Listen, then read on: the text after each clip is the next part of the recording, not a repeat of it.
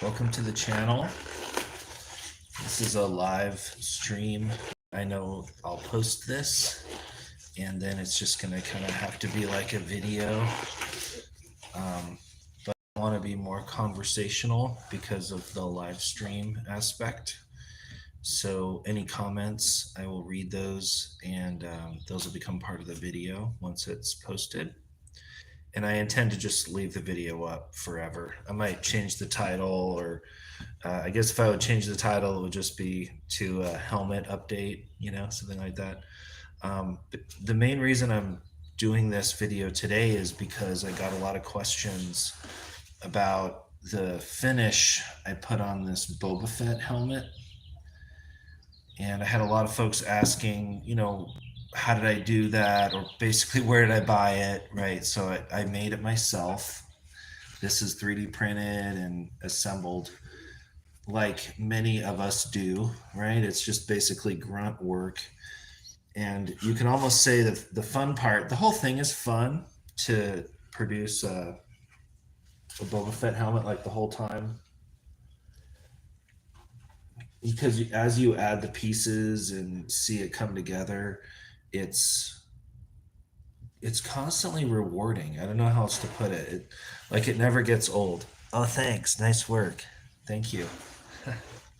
Thanks for that. Well, I would believe though that anyone can make a Boba Fett helmet, just with a 3D printer. And honestly, the more impressive work is by the scratch builders who use cardboard. So even if you're doing a cardboard, ultimately you're going to clear coat it and you might want to do a weathering finish, right? So I had quite a lot of questions about what products I use and what the process is and like how much time does it take and all that. Well, the good news is that you can produce the helmet for a pretty low price. Like the amount of PLA for this helmet was probably like $25, something like that. You can watch for times where the PLA is more affordable. Like just pay attention to little dips in the price on a good brand. And then you can produce all your helmets and other items using a premium PLA. I mean, I don't want to sound like an elitist, like I'm not against really just using any PLA, but when it comes to making a large helmet, it is kind of a commitment of time and energy. And I really prefer using a premium PLA. So by that, I mean like not a Creality PLA, like no way. I don't care what they want to call it. I know they have different companies, different names for their PLAs, but just anything coming from Ender, whatever PLA, or Creality, like just, oh my God, stay away from that stuff. I really like Elegoo matte PLA, which this is right here actually, which I'm just going to jump ahead and share this helmet right here because we've got a couple of viewers here, so that's awesome. So this is using Elegoo matte red PLA, which was just on a sale. Normally I would buy white PLA, but for some reason the red PLA was like all the way down to like $8 a roll, and it was matte PLA, the reason I prefer to use matte PLA is that it tends to have better bed adhesion, I would say, and it tends to have less of that stringing, like that kind of threading where microfibers get created. Oh, hold on, I get some questions here. Let me respond here. Nice, thank you. My favorite color. Thanks, dude. Thanks. But like normally I would print with a white helmet, a white PLA is what I would print with. But in this case, the red was like $8 a roll for some weird reason. So just keep an eye out, because it doesn't matter what color you print with, because honestly, like this helmet could be printed with red or black or any other color, and you could still get this result. So just keep in mind that the color of PLA that you use, in the end, it like totally doesn't matter. If you're going this path of doing a full like finish that could be considered like a 100% complete for camera use, In this environment, there's no concern on the color of whatever the base material is. Like a lot of set dressings are made with blue foam and colored and foams that are just random colors. And then, of course, ultimately they're going to paint all of that to look like stone or something else. So there's a whole rabbit hole maybe we could go down about all the different colors of filament and like what those even exist for. But in the trades, it just totally doesn't matter, honestly, because you're going to do like a full paint on that bad boy. And by full paint, I mean it doesn't matter because you do like a white primer, you're going to sand that, and then a couple other layers of that. So for this helmet, I'll show you the paints I used. Something that is very important are these nice gouache paints that are used for figures. Model colors. I know a lot of people use this. A lot of shops use this. It's by Valero. Sorry, Vallejo. I keep getting that wrong. And just get like really good colors like yellow ochre is really good. This is brass. Okay, so these are the paints that I used mainly on this helmet here. And you can see it's a metallic and then two different kinds of yellow that are like ochre, like earth tones. You can search for Vallejo paints and they have a lot of great different colors. The problem is that these are kind of expensive. Like each bottle is like $6. So it doesn't always work out for an educational environment. If you have like 30 people who all have to do a project. Oh, thanks for those hearts. That's awesome. Thank you. If you've got a big class and you've got like 30 students and everyone needs to do something, then this type of model paint isn't really going to work out because it's $6 for a tiny bottle. And for a helmet like this, you might go through the equivalent of one bottle, but over a classroom, that's like $100 worth of paint. So there's another pathway of paint, which is stuff like this, which is a house paint that's like an exterior, interior type of paint. You can get much larger amount. If you can compare the size, it's a way bigger amount of paint. And guess what? This bottle of model paint right here is about, like I said, if you're lucky, it's like $6 for the bottle. You got to buy a bunch. Certain colors are like $8 or $9 just for a tiny little bottle like this. Look at this size comparison. This larger type of bottle from Home Depot is $6. So it's the same price for these two. So considering the scale of a helmet, at a certain point you want to start to move in. More normal house paints, I would say, are acceptable, like because they are not going to smell bad once they dry out. So like on the inside of this helmet, I used this type of house paint that is good. It's a very good paint. There's nothing wrong with it. It's every bit as good as like a model paint. I wouldn't use spray paint on the interior because that would smell bad for the person wearing it. So even after it dries out, even a long time after the spray paint dries out, if it sits in a trailer, because helmets get really hot, which is a whole nother rabbit hole we could go down. So you have to think about the person wearing the helmet and you want the best outcome for that person. All right. So I'm going to repeat that probably with a lot of the decisions I make for the helmets. It's for the best outcome for the person wearing the helmet, which a lot of times it isn't me. It's somebody else with a smaller head. I can't even wear this Boba Fett, dude. I can't even do it.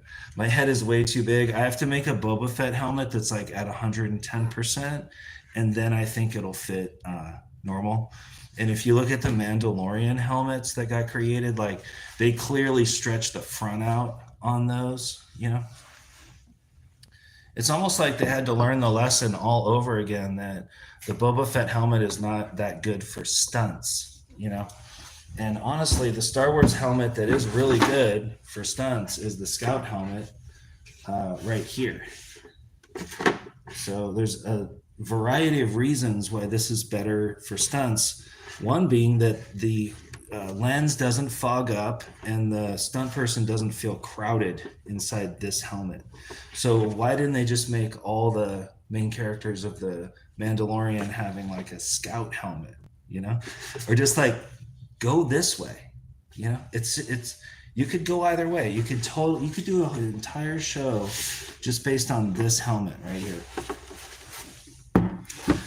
But I think due to the popularity of the toy, over all other things, the popularity of the Boba Fett toy is what, of course, drove Disney to create on-screen characters that they could make into. They would then have an excuse to make into toys, and then they would hopefully repeat history. I guess is what they're hoping, and sell a whole ton of Boba Fett action figures. Although now the action figures are like $25 each, which is kind of crazy. So if you think about it, you might try to buy a Boba Fett action figure for 25 bucks or whatever it is, but this helmet right here is about $25 in materials, I would say.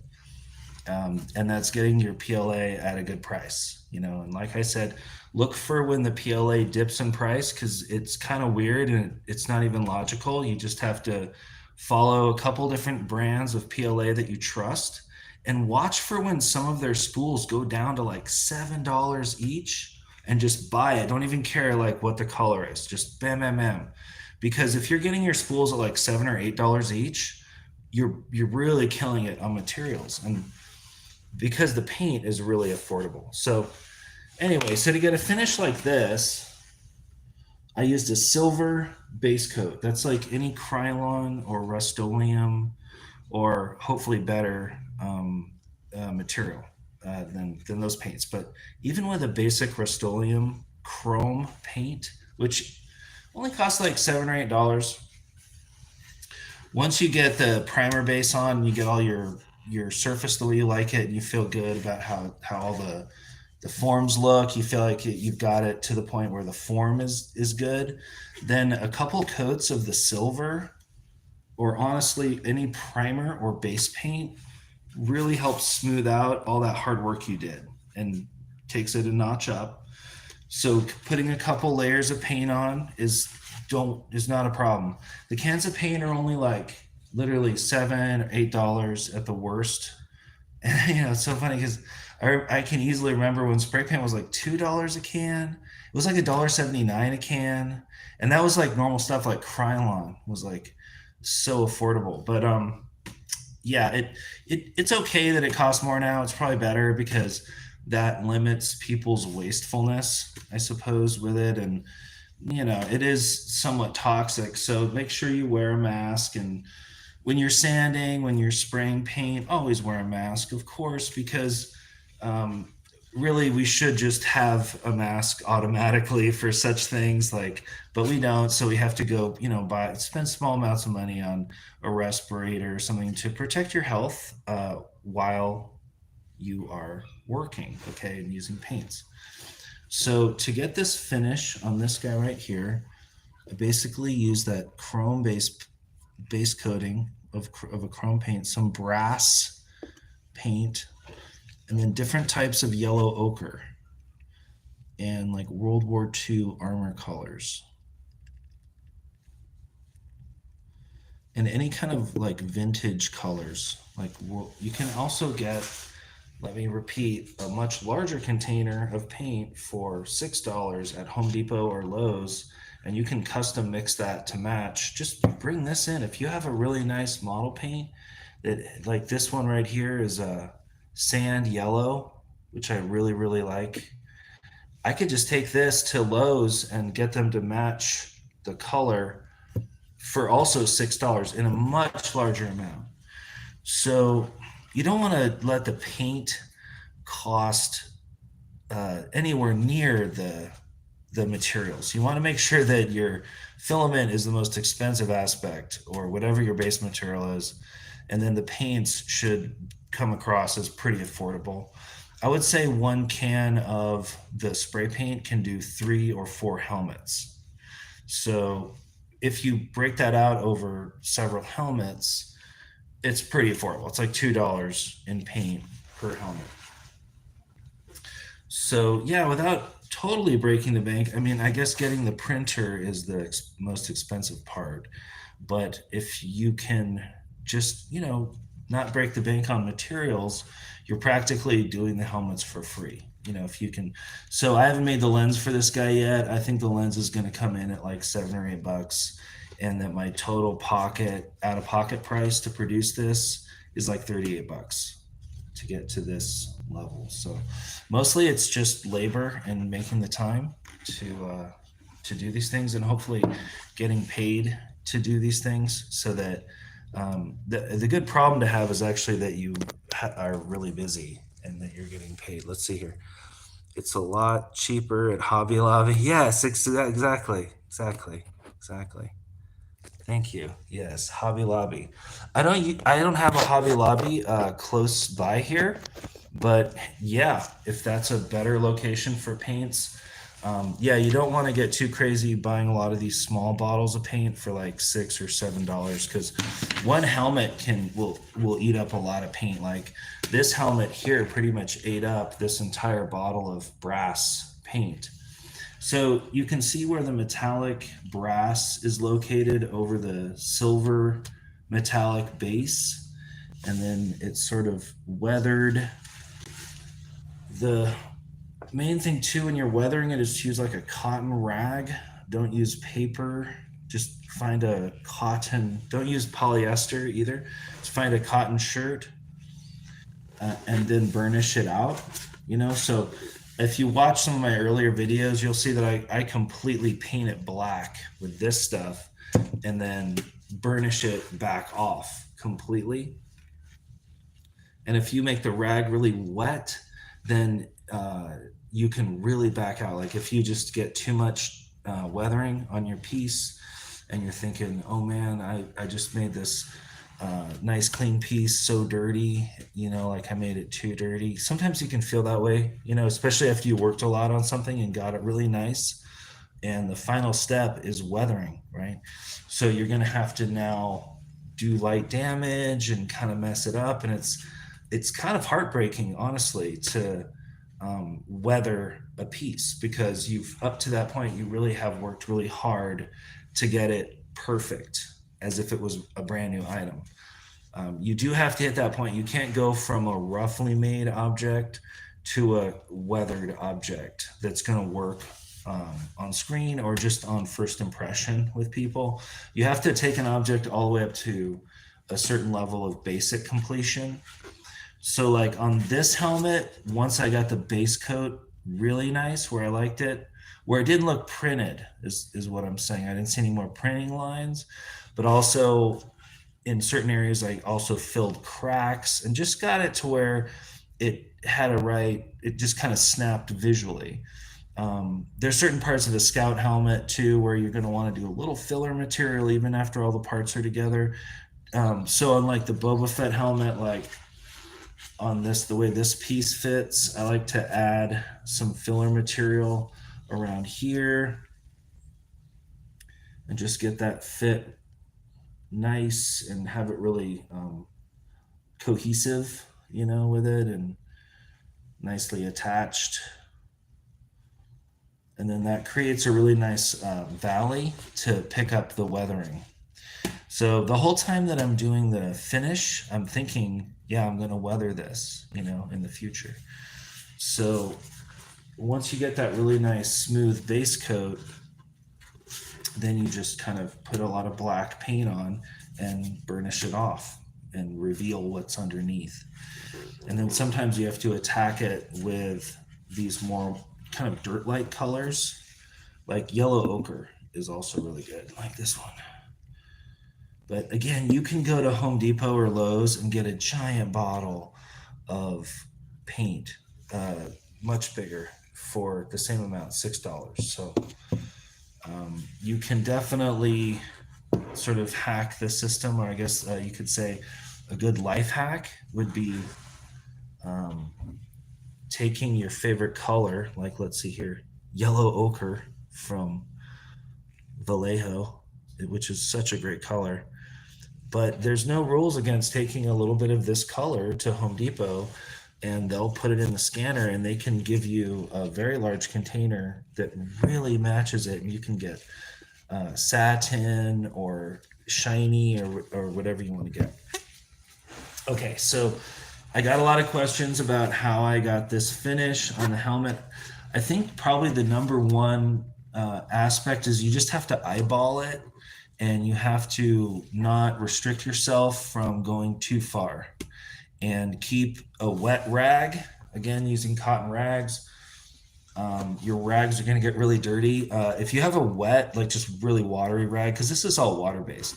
So if you feel like your weathering has gone too far, you can take a water saturated rag and you can just clean it off, and you can just back out completely and get yourself back to where you were before, like a pretty clean object. But in this case, I'm just going with it, and I'm letting the dirt fill into the cracks. And like I said, I wasn't relying on the weathering to hide any of the sort of imperfections, because it really won't. It sucks, but you have to get this thing like perfect, like 100% brand new, and then let the weathering go into those cracks. Like here, it does look pretty nice. I kind of like how this helmet came out sort of greasy almost. Kind of has mechanic vibes. Thanks for the love. Thank you. All right, let me check in on these comments here, because yes, it's a lot cheaper. Okay, question. How does it make helmets with dents? Yes. Don't worry, I made it. Awesome. Hey, what's up? What's up? Yeah, you can't. So you want to make custom dents? So I got a question in the comments about denting the helmet and not damaging the helmet. Give me 1 second to go grab this tool, and I'll show you.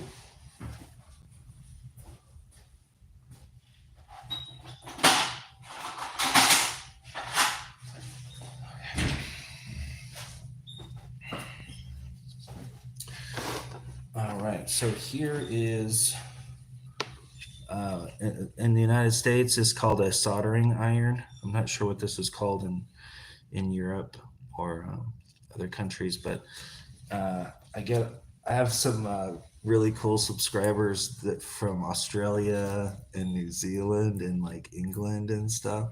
So I know you guys have different names for these kinds of like basic electrical tools, but here in the United States, let's see. So how do we add some damage to a printed helmet that's just visual, but without actually harming the print, of course? So you have to be patient. It isn't going to cut easily, but try to remember that the printing temperature is a lot like a soldering iron.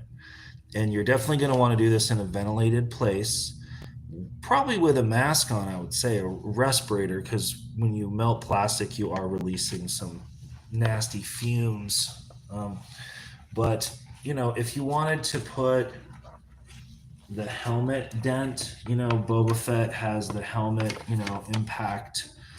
To be honest, I kind of faked it in there with this paint damage here that I did right here.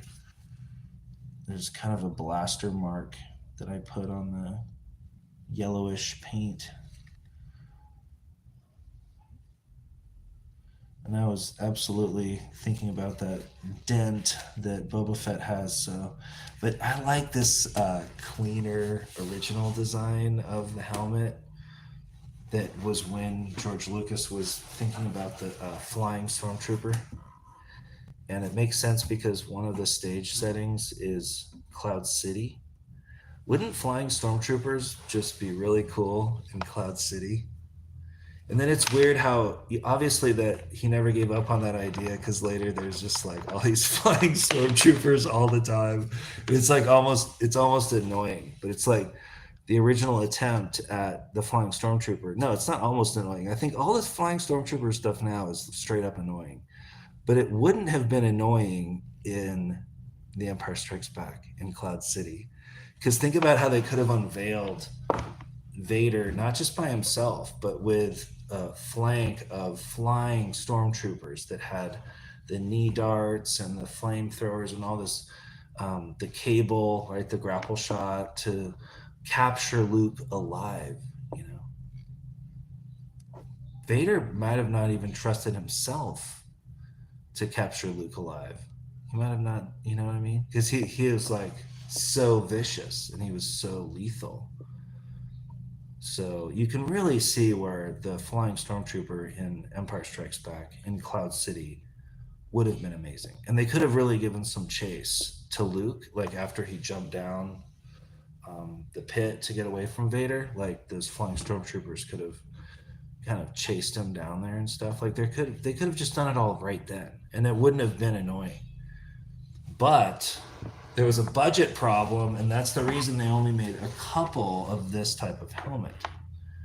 So they didn't have a budget available to do this flank of custom stormtroopers, which is so sad. So sad. Such a bummer, because of course they have the budget now, and they just do it all the time, and it's just like you know, oi, right? So how do you do damage? Well, you get a soldering iron, and you use this to melt the PLA, and you just kind of go at it.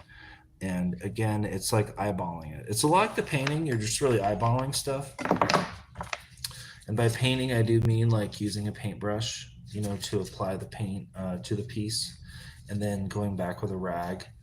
When you're doing rag work or brush work, you want to constantly rotate the brush, constantly rotate the rag, because otherwise it looks too much like, how shall we say, brush work and rag work. How do you make that look like a faux finish? Well, one of the main tricks is to just rotate the brush constantly when you're using it, and also rotate the rag constantly while you're using it. And then it might still look bad, but that's the way you need to go. And then if you're lucky, like on this helmet, basically I got lucky with the rag work, and then I got kind of intuitive. I kind of wanted it to have like this webbing of like gold. I almost wanted it to look like the gold was like a repair on like some big cracks maybe, or just like electrically arced on, you know, just like get it more like a webbing, like these kind of patches of silver,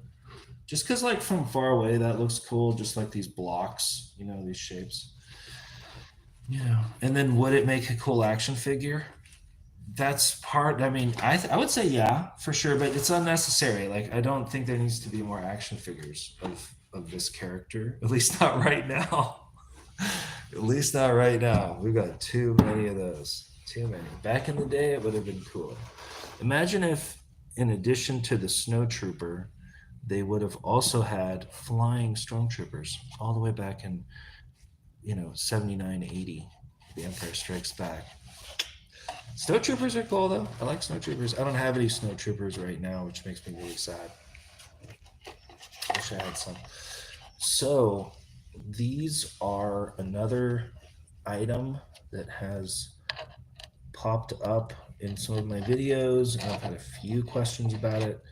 These do look a little strange on camera because they are 50% scale scout. Oh, hold on. I've got some comments here, so let me check on these. All right, what's up? Do you make helmets and other things? Don't worry. Okay. Have you made a helmet for? Oh yeah, flamethrowers. Okay. I want to make. Do I make helmets from other TV shows and other movies? I really want to make Cylons from, again, the 70s. The original Battlestar Galactica Cylon helmet. I love the Cylons so much. That was such a big influence on me. Just as a little kid going to elementary school, I had a T-shirt that was a Battlestar Galactica T-shirt, and I'm pretty sure it had like some Cylons on the shirt and some stuff blown up, and I think it might have been a T-shirt of whatever that poster was that they did. And man, I wore that shirt until every little piece of the graphic. That was like the coolest T-shirt to me as a kid was my Battlestar Galactica t-shirt.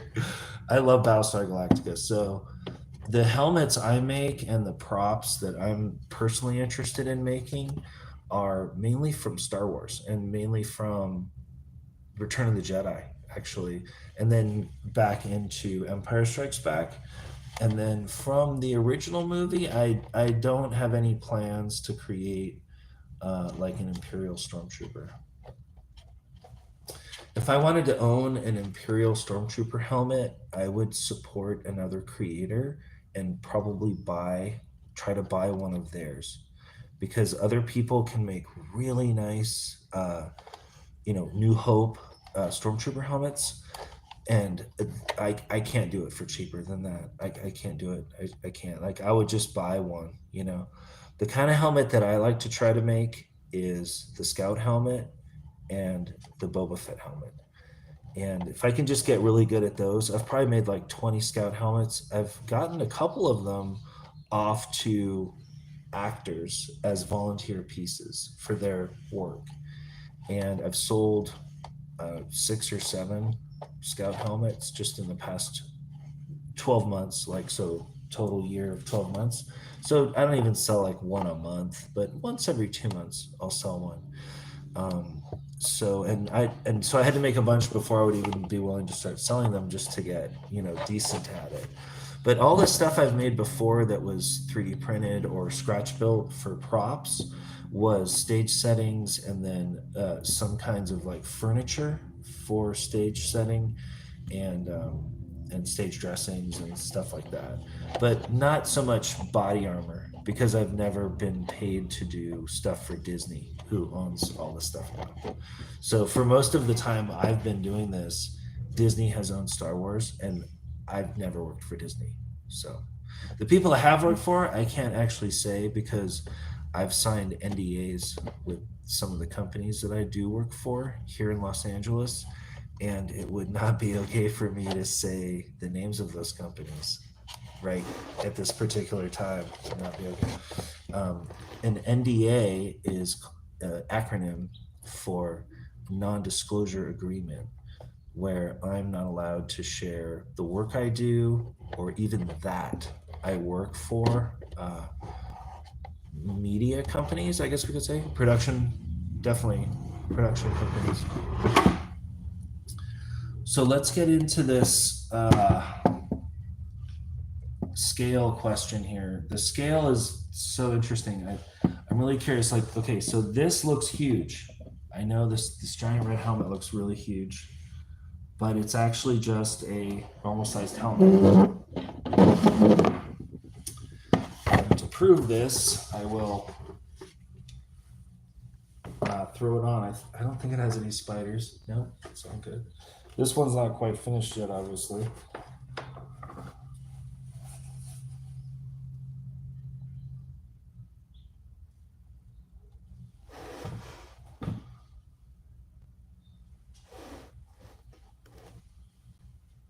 So you can see that this helmet is perfectly good for a grown person. Fits great. These helmets here are really small. Check it out. It's so weird, right? But then if I go like this, they look like they're the same size, right? It's so weird. Scaling prints is really weird. But the reason I want to share this is because I think scaling prints is a really good idea. And let me show you why.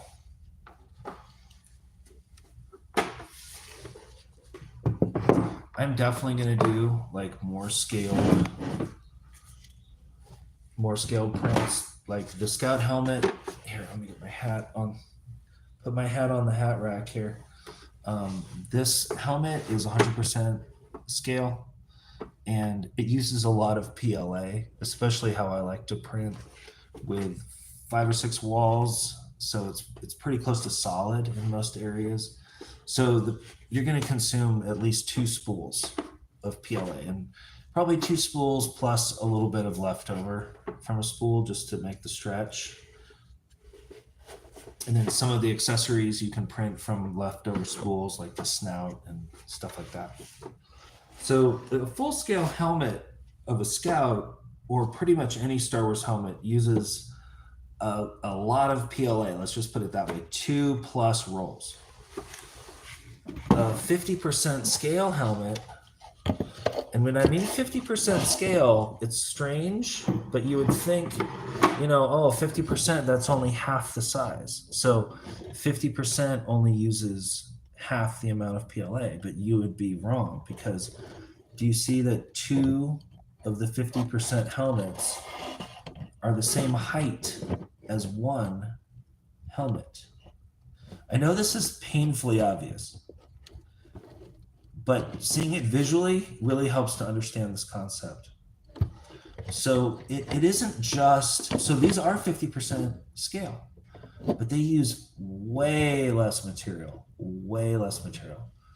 So this is basically what you would call a 1/2 scale, which is actually kind of nice and big. It's a fun toy. It would fit on a Cabbage Patch Kid doll or whatever kids play with these days. These would be really cool. You could cosplay a rather large figure.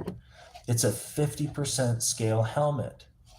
And what I've found making these 50% scale helmets is that it works pretty well. Like, it still comes out pretty well. If you try to make the helmet pieces a lot smaller than 50%, they get so skinny that it can't even print right. The walls get too thin. But if you do a scout helmet at 50%, it comes out super cute, and they're really fun to have around, and they use barely any PLA, like barely any. Because in addition to the 50% smaller piece, the thickness becomes way less. So you're just using way less PLA, and they come out, they're very, very cute. So this one here, can open and close. So you can put this on like a cool stuffed animal or a rather large figure, and then that figure would have a fully functional helmet, like a teddy bear could have this, which I just think is hilarious. I like making these just because they're really cute, and you could also do like a really cute bobblehead guy. So honestly, I'm not totally sure where the helmets are going. These tiny helmets, I guess you could call them tiny helmets, but it's also a way to, like, for a collector or someone to have this helmet around at a respectable size, at a 50% scale, that's a respectable size, and have it on display. And it's also big enough that you could play with it like it was a model. Like, you could use filler and sand it, and you could totally make this look like a screen used hero helmet, for sure, for sure. This is just basically printed, and I painted the parts a little bit, and um, got the snout on there and the lens. So here's how cute and tiny the lens. It's the scale on camera is hard to tell. So here's a normal size scout lens, and then here's the little 50%. It's just so cute. It's so cute. I love these. Okay, so I'm holding these at the same distance so you can see how tiny. So again, 50% half size. You can see how you could cut 2 of the smaller lenses from 1 of the larger lenses. So the 50% scale reduction goes in a lot of ways. It doesn't just go in height, it goes in all the other dimensions too. So I guess as a metal worker, I comprehended like the difference between a 20-foot piece of metal and a 10-foot piece of metal. Like, yeah, sure, they look different. I get it, right? Like, it's painfully obvious. What's interesting is when you reduce the helmet by 50%, it really gets shockingly smaller. It always defies my comprehension a little bit. But I don't have any here today, but I've printed some 50% Rex helmets, the Clone Trooper helmets, and they're so cute. They're so cute, and it works out really good. It's painfully hard to get the lens snapped in to the Rex helmet, so you might have to go with like a thinner material. So I'm actually, it's funny, but on these tiny helmets, I'm using the same material as the larger ones. And for the lens, here's the large lens that has this good shatterproof plastic. It's a safety plastic, and it also has a UV protection. So again, with the goal being for a better outcome for whoever's wearing that helmet. And so the tiny lenses are also made using that same material. So in a way, the tiny helmets become like a sample that I could give away, or like a business card that I could give away. You mentioned buying pieces from other creators. Do you sell any of the items you make, or are they all just personal items? Yeah, thank you so much. That pink helmet is awesome. Thank you. Yeah, I think, and thanks for bringing up the pink helmet. This is the I just took this right off the printer. I did start sanding a little bit and just cleaning up the pieces, and I did minor gluing just to get the hinges going. The reason that this is this color, it's hard to tell on camera, but it's actually printed in this color. Here, let me see if the camera will focus on that. So you can see the print lines are there. This helmet hasn't been cleaned up at all in the slightest. So you can probably see on top, actually, the print line's more obvious there. And also I haven't done the interior at all. But ultimately, this helmet will resemble, or could resemble, something more like, this helmet. The reason this is in this color of PLA is because, and for the sake of a live feed, I'll just repeat this. Normally, I guess if I'm doing a scripted video, I wouldn't be as repetitive, but in this case, remember, it doesn't matter what color of PLA you're using. It does help if it's a good brand. So if you can find a roll of Elegoo or Polymaker PLA, and regardless of the color, just look at the price dips, and not glossy, hopefully a matte PLA.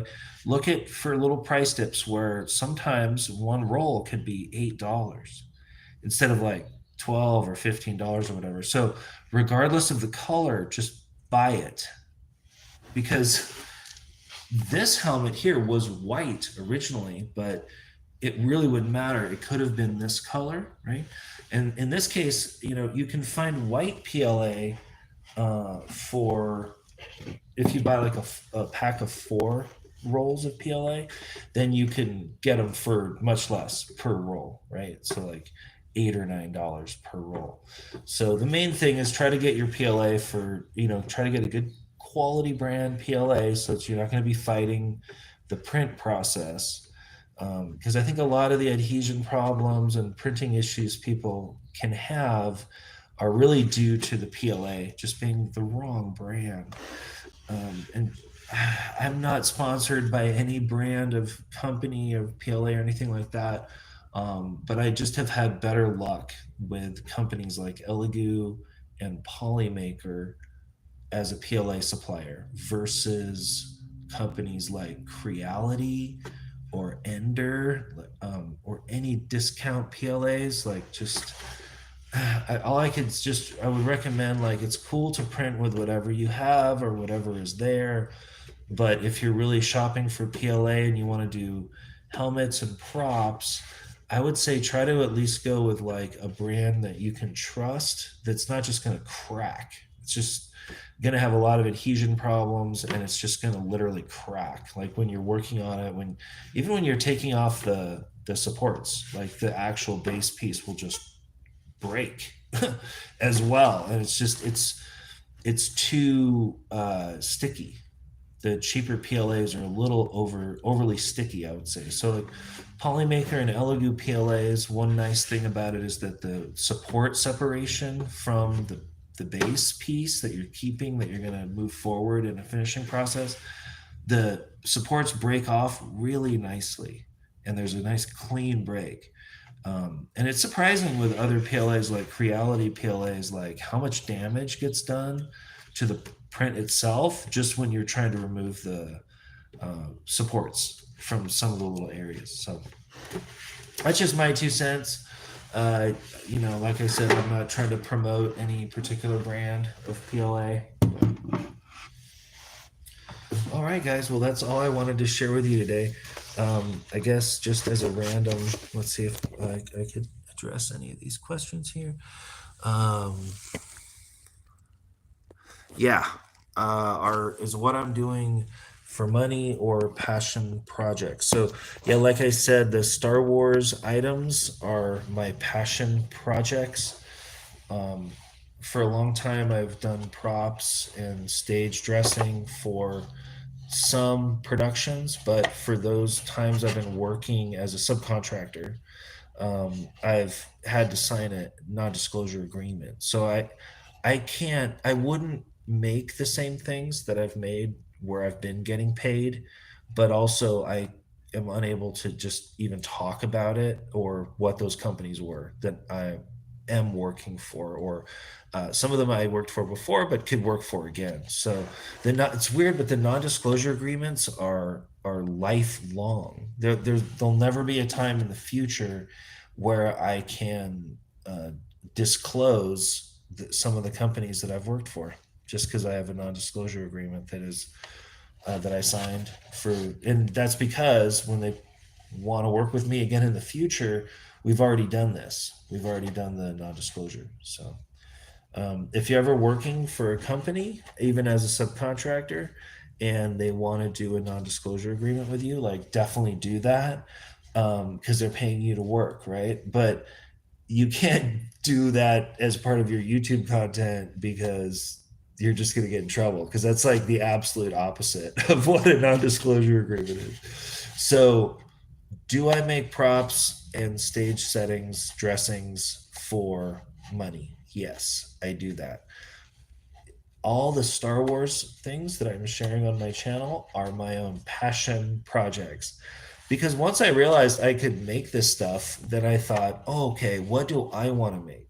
You know, sometimes when you're doing your degree, or you're working for other people, you're applying your skills and you're doing basically what they're telling you to, you can build up a skill set for sure. And you're also bringing a skill set.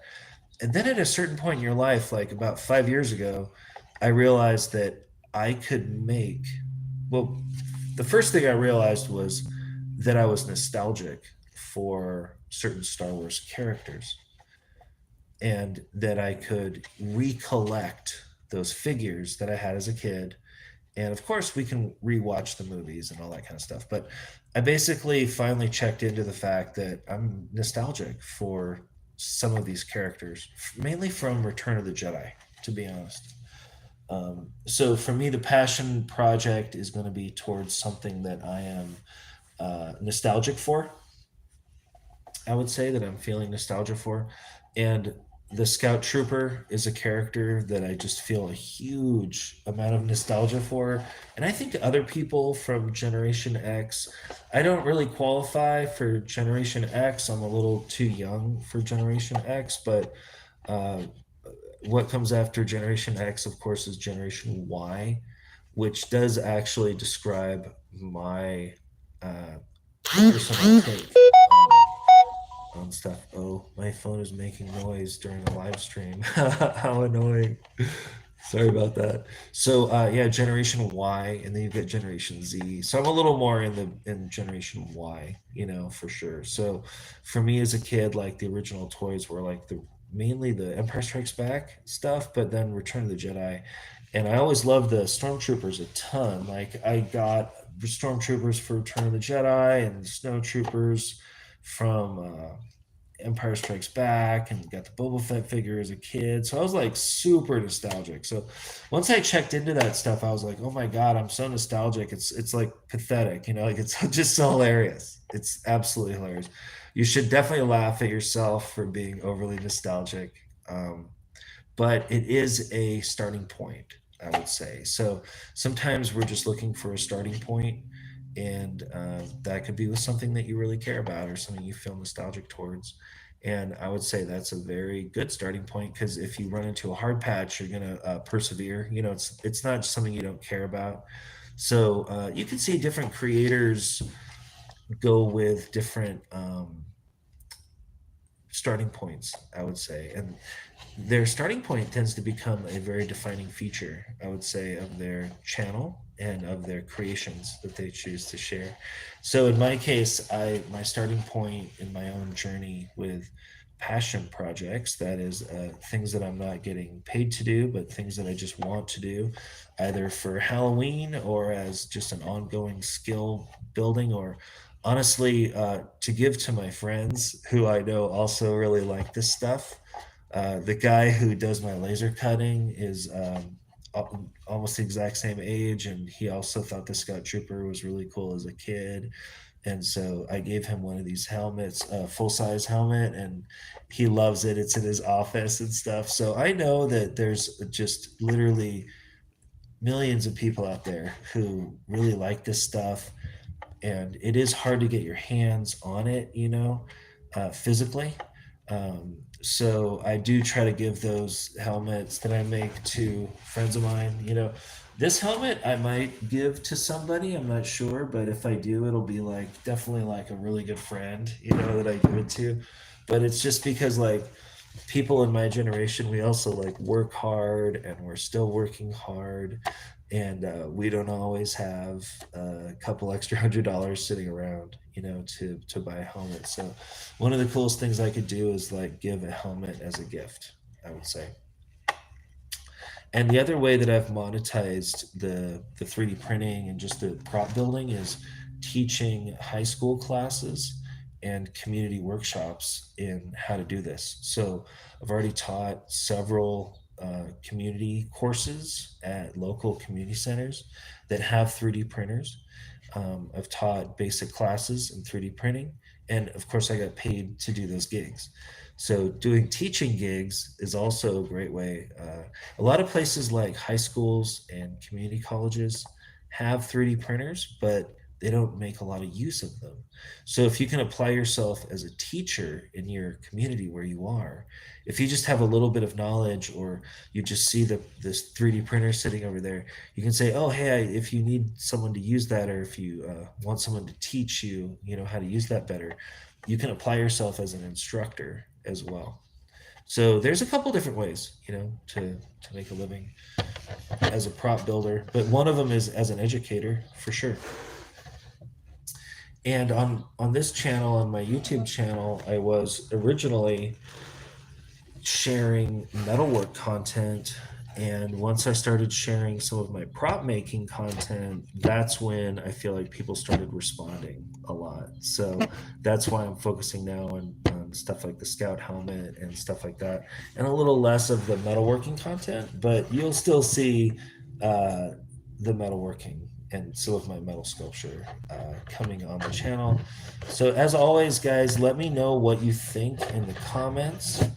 um, I really like responding to your comments. I really appreciate all the supportive comments that I've gotten from you guys over the past 2 years. I think we're going now, and the channel has grown, and I really appreciate that. And eventually, we'll reach a certain number of subscribers, and we'll just see what that number is. When we finally get there, and honestly, it'll just be like a measure of how many people like the Scout Trooper enough to just focus on it a little bit, spend a little bit of their time learning how to make a Scout Trooper helmet, understanding what the components are, the history of it. And of course, I love to discuss the Scout Trooper helmet next to other Star Wars helmets, because they're all part of a connected, interlinked evolution of design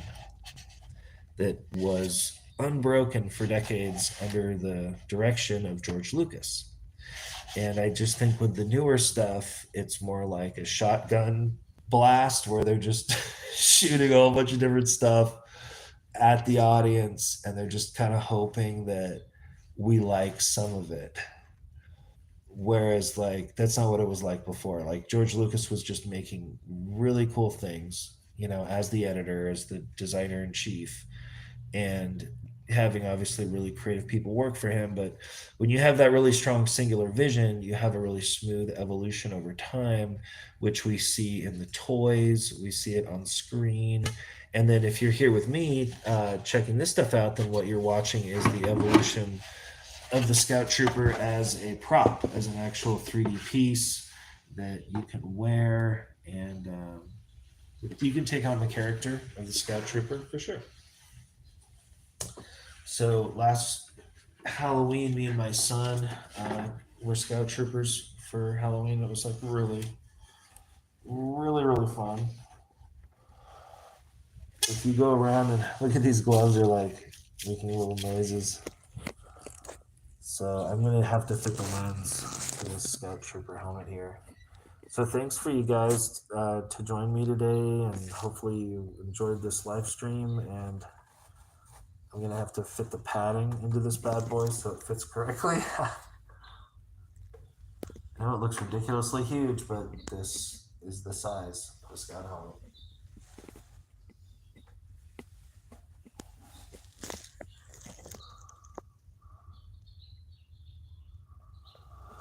Yeah, dude. Wow, Master Chief helmets. Yeah. Well, that's a whole giant topic there. Doing Halo helmets. Thank you so much, the Logster. Awesome, dude. Thank you so much for that. That means so much. Thank you. Thank you so much. Thanks, guys. Thanks for the encouragement. I really appreciate it. So that's really awesome. No, it's really great to find other people who have a similar just aesthetic hue and similar appreciation for what's good right out there. And I don't know everything that's good. I've really had to learn a lot about the clone troopers. I've had to really update myself on some of the really good stuff that is from the Clone Wars and that I just totally missed. I was in college, I was in grad school, and I just completely missed the Clone Wars. And some of that stuff is dope. Like, it's some of the best Star Wars that ever got created. And also, that was also under the direction of George Lucas. That was still Lucasfilms before it was owned by Disney. So characters like Captain Rex are every bit as under the instruction of George Lucas as, say, Boba Fett. And there's so many aspects of Star Wars that I've had to learn about that I didn't know about. So I think all of us, we have to kind of step out of our specific generation and our specific whatever we're specifically nostalgic for, and realize that there's a lot of stuff in Star Wars that people of slightly different generations are also really nostalgic for. So, but as I've said, for this channel, we're definitely focusing on the Scout Trooper.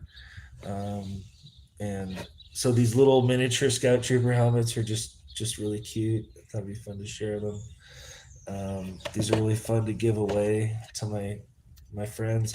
I'm starting to think, actually, I can't believe I didn't think of this already, but you could just put a little screw in the top, and this could be a Christmas ornament that you could just hang from your Christmas tree. Find a strong little branch. They're very light. Probably only about 200 grams of PLA altogether, or 250. So you'd actually know exactly how much it weighs from that. But these are all made just from extra leftover spools, these little tiny helmets. So it's one of the ways of managing leftover spools where you only have like 80 grams left on the spool. Go ahead and print, just the top piece for a baby helmet, a little miniature helmet, and make use of that leftover PLA. Right on, guys. Well, let's try this. The problem with the Boba Fett helmet here, we'll just try this one on before we sign off this afternoon. Let's try this on here. Yeah, dude, what the heck? No, dude, no. No, no. Hold on. I don't have a head sock here, but hold on. Let's try this. This looks crazy, dude. Oh no. I'm telling you, this thing looks like a gladiator helmet from the future. Yeah. Yeah, this Boba Fett helmet is a little too small, and I can't wear my glasses when I wear this helmet, so I can't see very well. I think one of the problems with this helmet design is that there's not enough room in the front area for someone with a normal sized head. If you check, the actor for Boba Fett is a very short guy. You know, like one of the cool things about the Boba Fett character from Empire is just how short he is. One of the reasons for that is to make Vader look taller, is by only putting short actors next to Vader, just to help enhance his height and his stature, right? But the other thing that isn't talked about is the fact that this helmet is very small. I'm a 6 foot tall person, and my because of that, my head is a certain size. You know what I mean? Because I'm 6 feet tall, so I have kind of a bigger head. There's no way I could do stunts with this helmet on, or even wear this helmet. Like when I wear these, I have to wear a head sock because my nose hits the lens, right? So if you have a bigger head, the original Boba Fett helmet is probably not going to work for you, just FYI. And that's why it may have been a failure as far as putting it into mass production as a new type of stormtrooper, you know? But anyway, it does, you know, they do fit. I've definitely rode around town like with these on as like a kind of bicycle helmet, and it's doable. You know, it's not the worst thing in the world, but you have to have one of those yoga socks on your head to kind of pull your nose in really flat so that you're not constantly banging against the lens, you know. But if you think about it, this design is pretty funny. It's a lot like Buck Rogers or some kind of really hilarious kind of space opera. It looks like a space knight or a space gladiator, you know, for sure.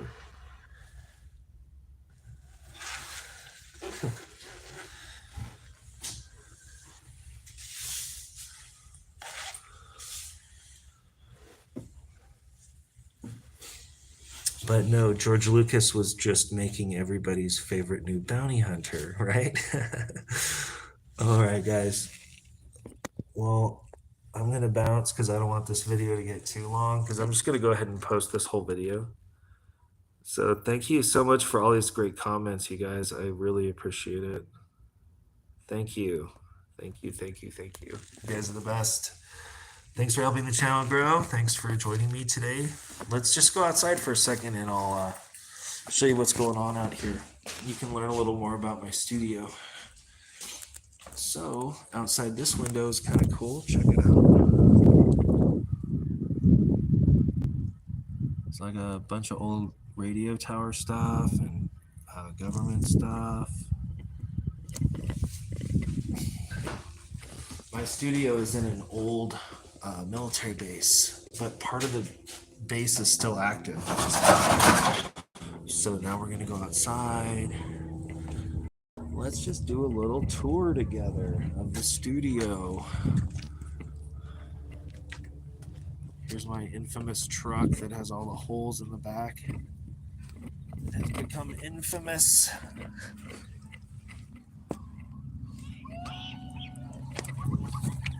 My truck has almost 300,000 miles on it. So it's got a lot of miles on it. 300,000 miles. It's getting crazy. I just keep fixing it anytime something breaks. This is some stuff that I created. Here's some sculpture and some tables I like to sit at. You can have coffee here, sit here in the morning. Got a beautiful view. It's a great place. If you get a call, you can take your call right here. Have a nice phone call. And then over here we have this beautiful ocean. And maybe you can see the island as well. That's Catalina Island out there. That's the Friendship Bell down there. I'm going to try to point at that. There we go.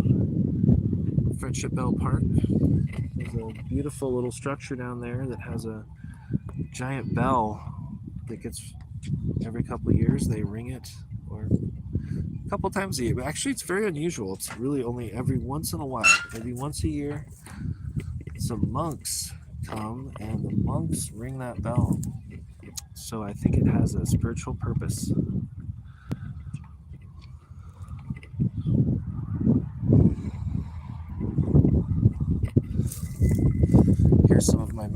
work that I've done using a hand cutting torch and bending the metal by hand.